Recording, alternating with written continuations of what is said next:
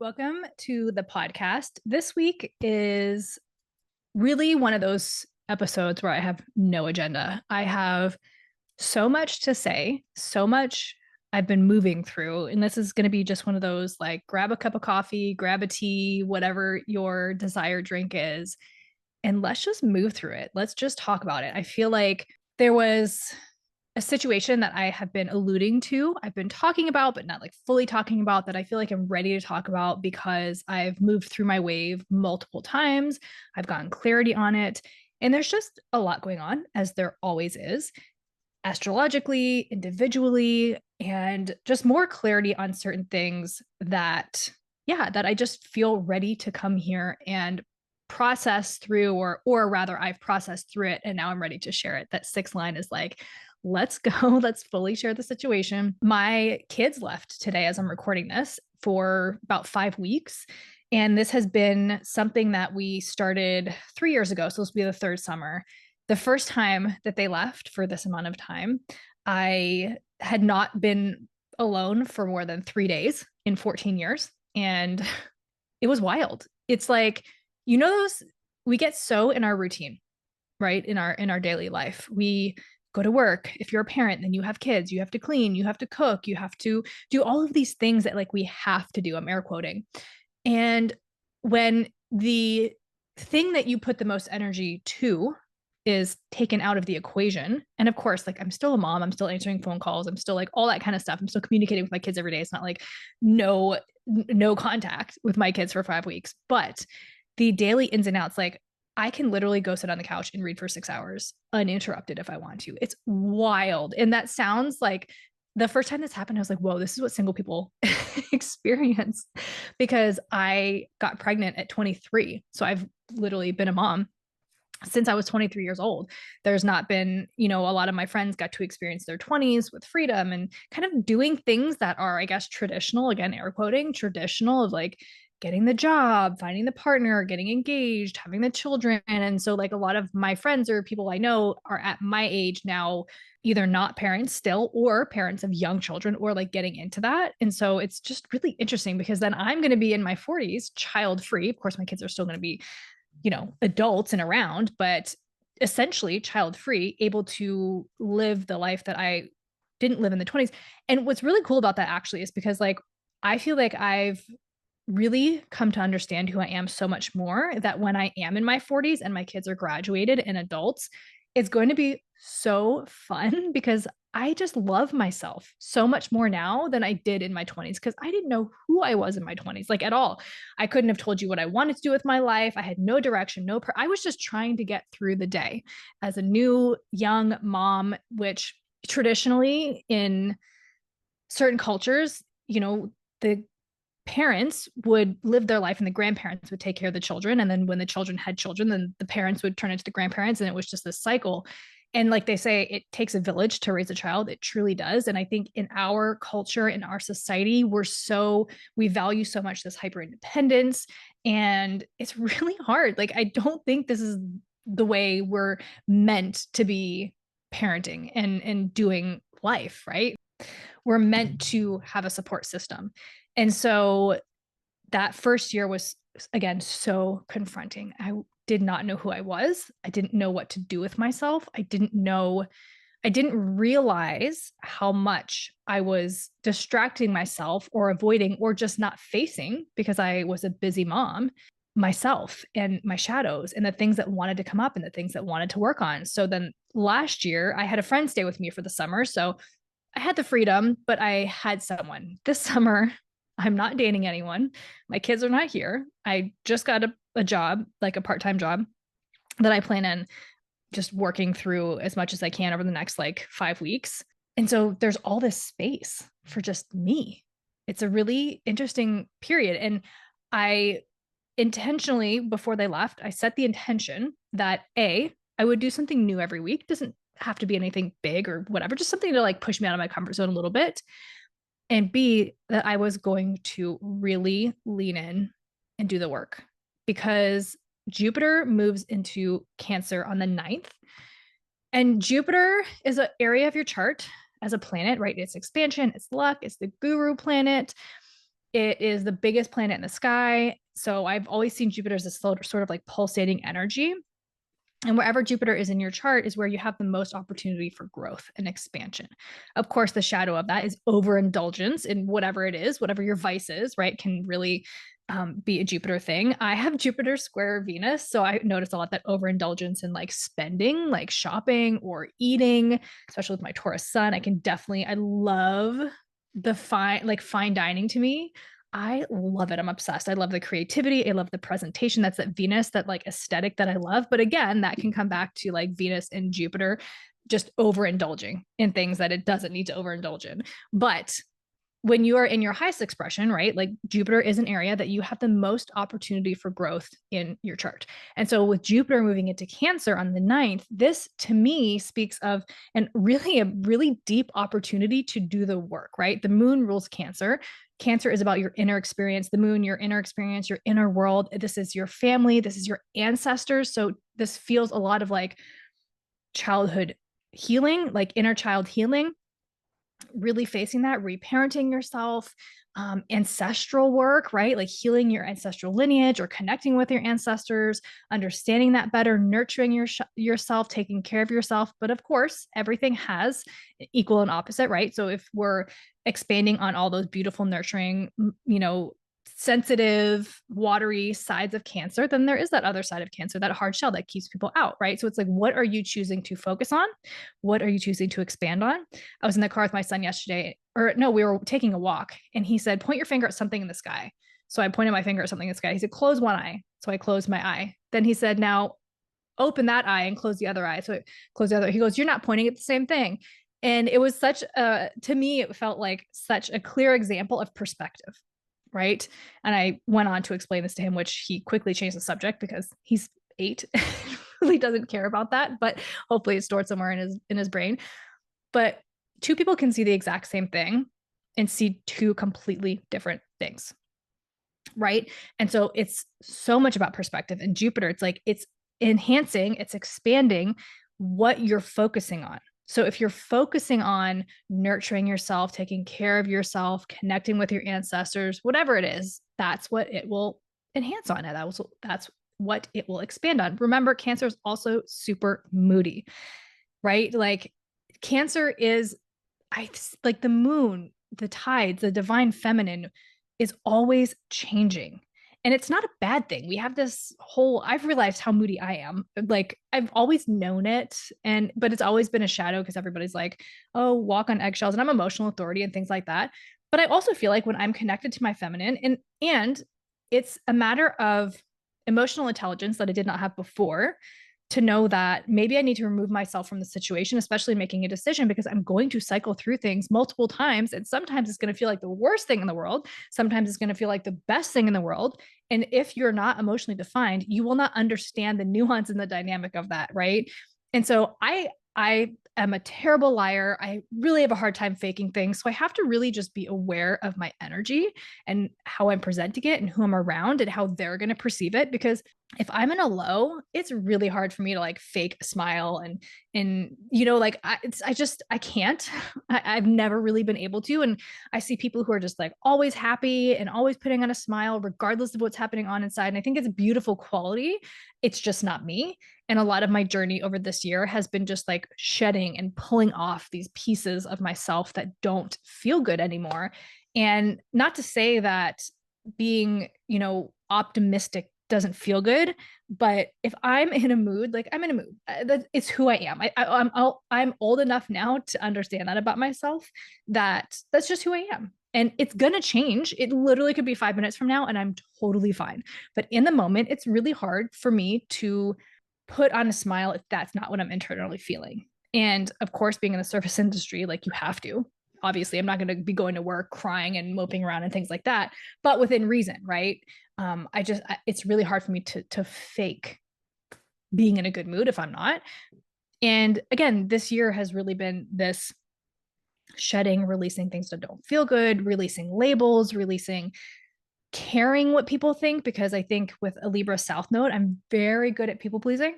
I'm very good at giving you what you want to hear and I was sitting with an astronidra on Sunday night, I think it was, before the new moon. And I kept falling asleep during this one. And it was beautiful. And there was, I've done it for the last 3 nights, and I've more or less over the last 3 nights caught varying parts of the astronidra, but I just kept falling asleep. But I woke up, came to like at the end of the first night, and she posed a question of like, what is it that you've been avoiding that you need to do?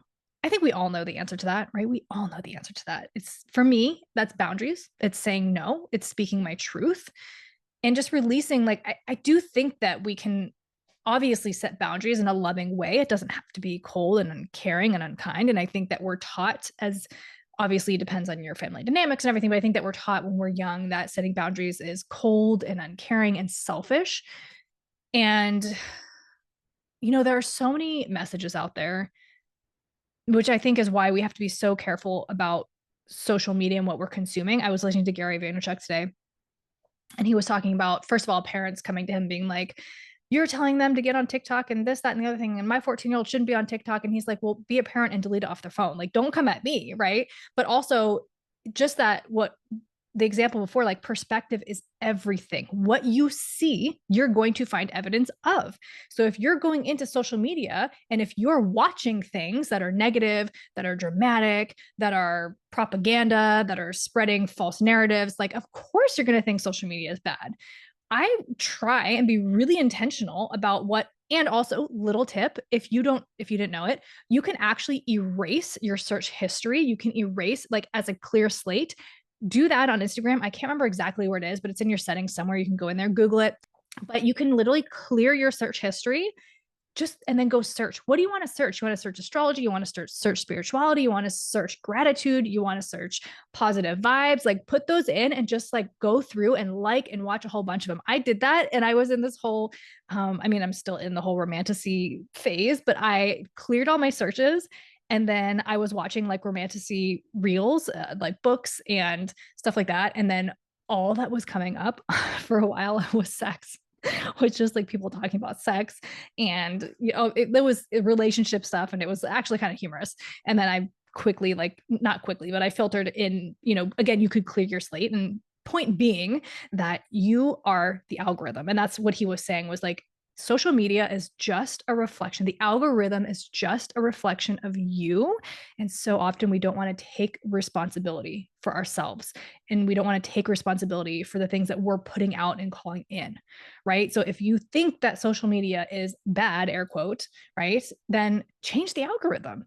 Delete your search history and only look at things that are positive, and you'll realize quickly, maybe you want the drama. I think as humans, it's completely normal that we thrive a little bit on drama. I think we're used to connecting over drama.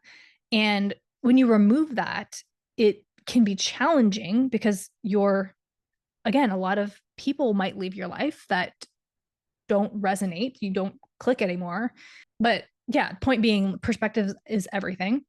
And I think the universe is always working for you. So when you decide that you want something to change in your life, the universe will give you opportunities to call that in. And they're not going to feel comfortable. This is something I'm realizing so much. Feel like things have been falling away and things have been feeling uncomfortable. And again, when I was asked that question in that Astronija, like, what is the thing that you've been avoiding that you need to do? I was immediately, in the last 3 days, given opportunities to show up and do that thing. So the universe is constantly, it's like Saturn return, right? Like Saturn return, like these lessons we need to learn. If we don't learn them through that Saturn return, our next Saturn return, those same themes are going to show up. We're consistently going to face the thing that we don't want to, or we're consistently going to face the thing that we need to heal over and over and over again, right? And it's so easy to be like, oh, well, I failed that test. And here, I'll give you my example of like what happened recently for me that I'm like ready to kind of talk about. I went on a date with somebody who I had known before. I'd known for a while before, and it was like great. Literally, it was like, I felt like it was everything I've been looking for, like emotionally available, physically affectionate, like listens, words of affirmation, like literally everything. It was like everything that happened, I was like, whoa, this is like another check in my box of like things that I've been looking for. And so it was great. And I think because I had known this person prior to that date, it felt like more than just one date. And I was like, and this is another thing with Jupiter. And I don't know what the Jupiter transits were looking at that time, but this is just coming to me too. When you're in like the highest expression of Jupiter, you can feel like buzzy and energetic and like really excited. That's kind of like that Jupiter energy. But that's how I felt for like a week around this date. Just like everything was like, I felt like it was another checkbox. I was like, whoa, I didn't know that it actually existed. And so I told myself, and maybe it was like a self-fulfilling prophecy, but things were like going really, really good. And then I, I could feel I had that just overly anxious high energy where I was just like buzzing and I was distractible. Is that a word? I was distractible because I was like so like just like so excited. And I knew I was going to crash because it's just the way it is. Everything is cyclical. What goes up must come down. And so I knew I was going to crash. I knew I was going to crash hard, but I was like, I've done the work. It's fine. It's going to, whatever, when it happens. And when I tell you, like, it crashed so hard. And I remember, I can't remember, I think it was on a new moon call. And she was saying that like trauma is too fast, too hard, too soon.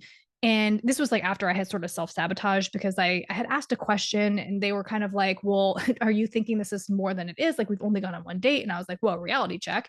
And then I felt like an idiot and I was really embarrassed, but it is what it is. Right. And then we tried to like kind of make it work after that. And it just like fell away, which was disappointing because I felt like, again, I felt like I feel like there was so much potential and it was really cool. But also then it was, to me, the way I reframed it in my mind, because perspective is everything. I was like, okay, the universe was trying to give me what I've been asking for. My nervous system wasn't quite ready for it. And I self-sabotaged. It's as simple as that. Now, for me, for a while, I was like, oh my gosh, like I kind of beat up on myself a little bit. But then when I rephrase it, it's like there are 8 billion people on this planet. To think that that was my one opportunity to find a relationship, please, like, no, right? Like, we have to reframe these things. We have to zoom out a little bit. Like, yes, it was super disappointing. Yes, I do feel like it was an expander moment. The universe is like, look what's possible. Like, the thing that you've been asking for is out there. It's possible. You don't have to stay in this toxic cycle. So it was like, it gave me, it's like it pulled back the curtains and to show me what's possible. And the fact that things fell off, like, it just wasn't meant to be, right? Like, I truly believe if what is meant to be will be, and it wasn't, and that's totally fine. But again, it was a total expander moment for me. And that's how I choose to view it, because the alternative is just to like, I mean, again, in hindsight, it was one date. I felt like, again, I knew the person. So it felt like more than, I guess, where it was, or there was a lack of communication or something happened and it's all fine. But again, it was just that moment where I was like, okay, this sucks. It sucks. I've been single for going on 8 years now. No, 7 years. 7. My son is 9. Yeah, 7, 8 years, almost 8 years, which is a long time. I mean, like, I've dated people and I've had situations and, whatever, and it's fine. But there is a part of me that really desires to be in a relationship, and not in like a frantic, I can't be without it, I'm going to be depressed kind of way. Like, no, but having that like dangling carrot showed me how much I really want to be in a relationship. And so now I know, with contrast, right? Now I know that when I approach a situation, I don't care if it's date 1 or 2 or 3, like, just having the intention of like, yes, like, obviously I don't know what this is, but like, I do want a relationship. So if I'm going to be dating you, if I'm going to be showing up for you, it's going to be with the intention that we're moving things forward, right? Like, even like assessing after like 3 months. And so, yeah, it was a really challenging period of time, but also, like I said, it was an expander moment where it's like, it's possible. It's out there. And that was the first time that I had seen someone or met someone or been, not a relationship, but just, yeah, where I saw, seeing to believe, right? I saw somebody who was like super like nice, considerate, respectful, gentleman, like all those things. And it felt easy. I felt peace, other than when, when I had my chaos moment, but like being together, like I felt peace we saw each other twice. I saw peace in those 2 times. So yeah, it was just again, I can choose how I'm going to view it. I can choose my perspective, my lens, and I choose to see that as opportunity and expander. And so whatever happens, happens, and it's fine. And this summer, while I have like 5 weeks to myself, I really plan on just like diving in and doing the work. Especially again with Jupiter moving into Cancer, it's giving us an opportunity to really do that inner work and to heal those parts of ourselves and to face those parts of ourselves. Because like I said, we tend to like, we get in the routine of our daily life, whatever that looks like for you. And there's a monotony to it and there's a structure to it. And so it's sometimes it's like looking at the habits and the routines that you have set, like, do they actually support your growth of wherever it is that you want to end up, wherever it is that you want to go? Do they support that? Or don't they? You know, there's no like right or wrong. And I think again, when we're comparing ourselves to other people, when we're getting distracted by all the noise, whether it's on social media or around you or like your parents, like you should be doing that, you should be doing this. There is no right or wrong. And I think about that sometimes. Or like, why do I care? Because at the end of the day, nobody lives in my mind. Nobody experiences what I experience. I truly create my reality. I create my life. I create my perspective. So I'm taking that very seriously, maybe is the word. I recently picked up some bartending shifts and my ego was fighting me so hard. And I was like, who cares? Who cares what anybody thinks about the fact that I'm doing what I have to do right for my family? Like, I also get to do this part-time and then I get to do that part-time. Like, this is my main, and then that's my part-time. It's my supplemental supporting income. But like, how many people can truly say that like they're actually doing the thing that they love? Like, I can actually say that. I can actually say that I am doing the thing that I absolutely love. And that is so cool. Like, I'm growing, I'm healing, I'm growing this thing into something that's sustainable. And also, the reality of it is I have to supplement right now. And my ego was fighting me really hard. Like, I was going in to train and I was just like, I was dragging my feet. And then I just started being intentional. I was sitting in my car before I went in. I was like, today's going to be great. It's going to be easy. It's going to be fun. Like, I get to meet new people. I get to connect because I truly do. As an MG, I think being out in the world offers me a lot of opportunities.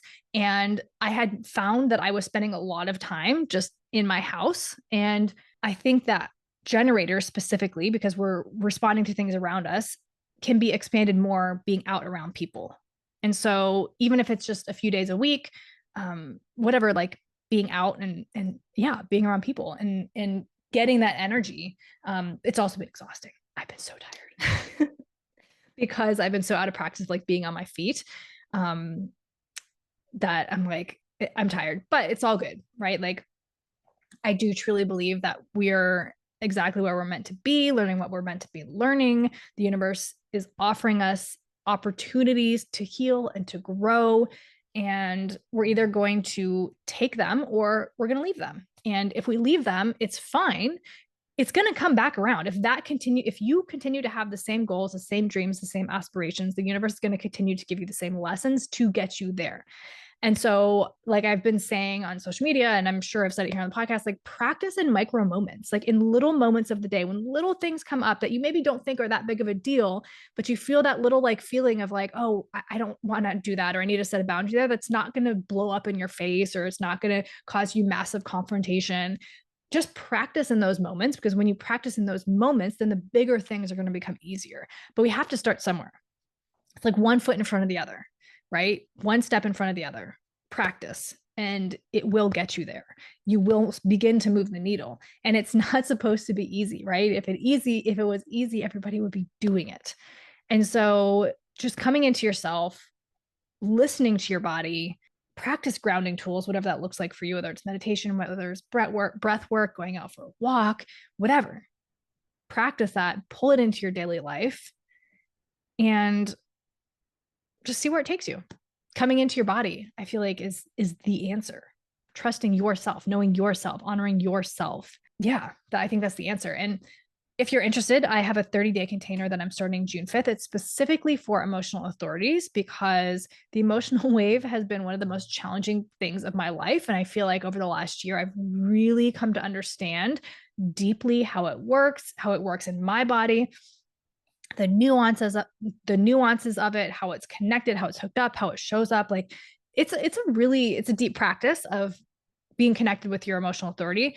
So this container, 30-day container, there's 4 live calls. We're going to talk about PHS going into the body. We're going to talk about emotional authority, the mechanics of it, practices that we can have to come into the body. There'll be a Q&A in there. Of course, type, strategy, and authority, like the basics, the foundation will be the very first week of just like coming in and really like practicing with that. But we're going to go deep into the mechanics of the solar plexus. We're going to go deep into coming into your body through the variables, because when you're in your body in that way, like between type, strategy, and authority and variables, like things will begin to flow and you'll make that connection with yourself. So the end goal is to just really be connected with your emotional wave and understand how to support yourself, how to wait through a wave, and just like the slowness, being able to slow down. That's a big theme that's been coming up lately too, is just slow down. There is no rush. There truly is no rush. And I think that we think that there is because of the way like society is structured, where it's like, if you're not working harder, if you're not working longer, if you're not doing this, like you're not going to be successful. And oh my gosh, and there's so many commercials and so many, like everything. We're just in this like comparison society. And it's like, there is no comparison. Like if you're happy, I feel like that's also been a lot of the work for me over the last year, let's say. It's just like, I don't care about the amount in my bank account. Now I care in the sense that like, I want to be able to do things. I want freedom. I want to travel. Those things are important. But at the end of the day, that's not going to make a difference if I'm not happy. Right. And so I've gotten in the practice of just like in little ways. Like today, my son, like there was a quarter on the ground, he kicked it. And I was like, why would you kick that? Like, what if that was $100 bill? He's like, well, I wouldn't kick that. I'm like, but what you do to that, you're going to do to $100 bill. So let's just pick it up and be grateful and put it in the coin jar. And so just like these little practices can be really helpful. So I think that's most of what what's been on my mind, what I've been cycling through. I feel like I don't know. I feel like it's gonna be a quiet month, but who knows? Who knows? And I'm sure I'll be here to tell you all about it. My 6th line is really calling me lately to just share, to process, to share, to connect, to like all the things of the 6th line. So if you're interested, I have the Telegram group. The link will be in the show notes. This is pay what you feel or pay what you can. It's just, I drop in there once a week, every few days, whatever is feeling called. And I drop little just like downloads, things that I've channeled through, things that are on my heart that I want to talk about. Not as long as a podcast episode, but some of them are like 10, 15 minutes. So that is down the show notes. Again, that 30-day container, your sacred unraveling. We're really going to go and unravel the conditioning around our emotional authority. And Holistic Human Design Academy is always available for a self-paced course. So this goes deep into human design, astrology, the gene keys. It is the basics, but it's so much more than the basics. So all the ways that you can work with me, find me on social media at Rochelle.Christiane, ROCHELLE.CHRISTIANE. Website is RochelleChristiane.com. And YouTube is at Rochelle Christiane Podcast. Of course, all the links are down in the show notes. I thank you so much for being here, for listening, and I will catch you next week.